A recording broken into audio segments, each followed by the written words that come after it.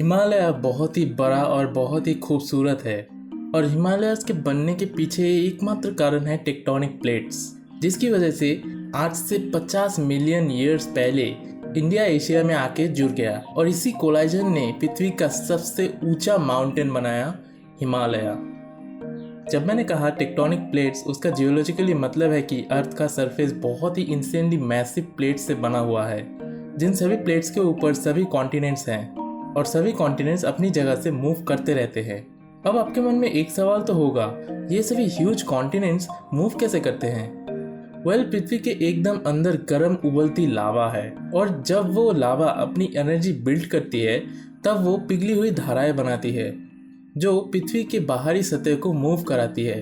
ये tectonic process शुरू हुआ था आज से करीब 3.5 बिलियन ईयर्स पहले, जब पृथ्वी ठंडा होना शुरू हुआ था।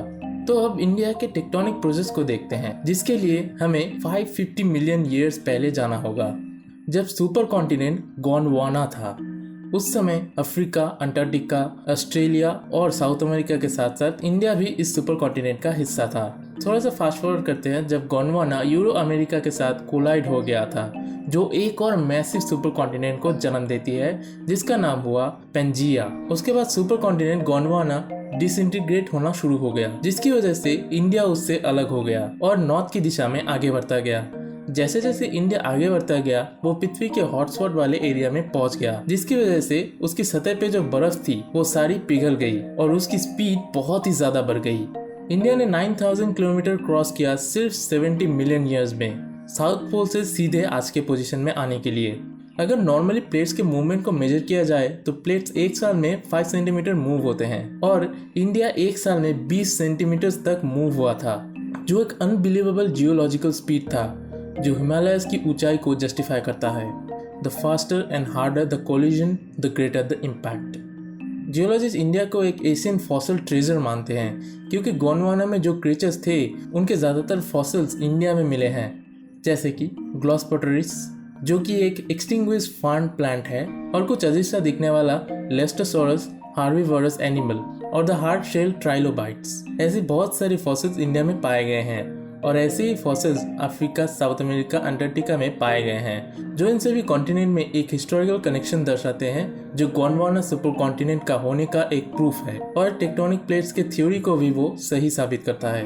पर इंडिया ने सिर्फ डेड बीइंग्स को ही कैरी नहीं किया था, इंडिया ने लिविंग क्रीचर्स को भी कैरी किया था। जैसे जैसे इंडिया अपनी जगह से मूव होता गया, वैसे वैसे इंडिया में बहुत से नए स्पीसीज ग्रो हुए। वो बहुत अलग अलग इन्वायरमेंट में इवॉल्व हुए थे और मजे की बात तो ये है कि इसी में वेल्स का जन्म हुआ। ये one of the coolest evolution है जो इंडिया के यूरेशियन प्लेट की तरफ आते समय हुआ था। वो एक छोटे डियर जैसे स्पीसीज के इवॉल्व होते होते वो वेल में बदल गया और आखिर में जब दोनों प्लेट्स फाइनली कोलाइड किया, तब सभी प्लांट्स, एनिमल जो इंडियन प्लेट पे रह रहे थे वो स्प्रेड हुए और एशियन स्पीसीज के साथ इंटरेक्ट किया। इंडिया का ये कोलिजन सिर्फ ग्राउंड और एनिमल को ही इफेक्ट नहीं किया था, इसने लोकल और ग्लोबल क्लाइमेट को भी बहुत चेंज किया था। हिमालय और तिब्बतन प्लेटो की वजह से एक यूनिक साइकिल ऑफ रेन शुरू हुआ। जैसे कि आपको पता ही है, इंडियन ओशन का पूरा एरिया कितना गर्म रहता है, जिसकी वजह से इंडियन ओशन की पानी भाप बन के आसमान में बादल बनती है और वो बादल जब हिमालयस के साथ टकराती है तब पूरे सब कॉन्टिनेंट में सीजनल रेन्स की शुरुआत होती है और इसी वजह से हिमालयस से बहुत सी माइटी रिवर्स निकले हैं, जैसे कि गंगा, ब्रह्मपुत्र, ये सभी हिमालय से क्रिएट हुए हैं। बट एक बहुत ही बड़ी चीज़ है जो इंडियन प्लेट ने किया था। कोलिजन से पहले अर्थ को ग्रीन हाउस अर्थ कहा जाता था, क्योंकि तब पृथ्वी बहुत ही गर्म हुआ करता था और नॉर्थ और साउथ पोल में कोई बर्फ का ढेर नहीं था। बट कोलिजन के बाद हिमालयस में मौजूद सिलिकेट्स ने बहुत ज़्यादा मात्रा में CO2 एब्जॉर्ब करना शुरू कर दिया, जिसकी वजह से ग्लोबल कूलिंग शुरू हो गया और धीरे धीरे अर्थ का टेम्परेचर कम होता गया और इसी तरह आखिरी आइस एज की शुरुआत हुई थी। और आज के समय में भी इंडियन प्लेट मूव करता जा रहा है, जिसकी वजह से हिमालयस की हाइट बढ़ती ही जा रही है और यही वजह है 2015 की नेपाल में हुई अर्थक्वेक की और आसपास के सराउंडेड कंट्रीज में होने वाले अर्थक्वेक्स की। इतिहास के 4.5 बिलियन ईयर्स में इंडिया का ये इवेंट पूरे प्लेनेट का एक की इवेंट था।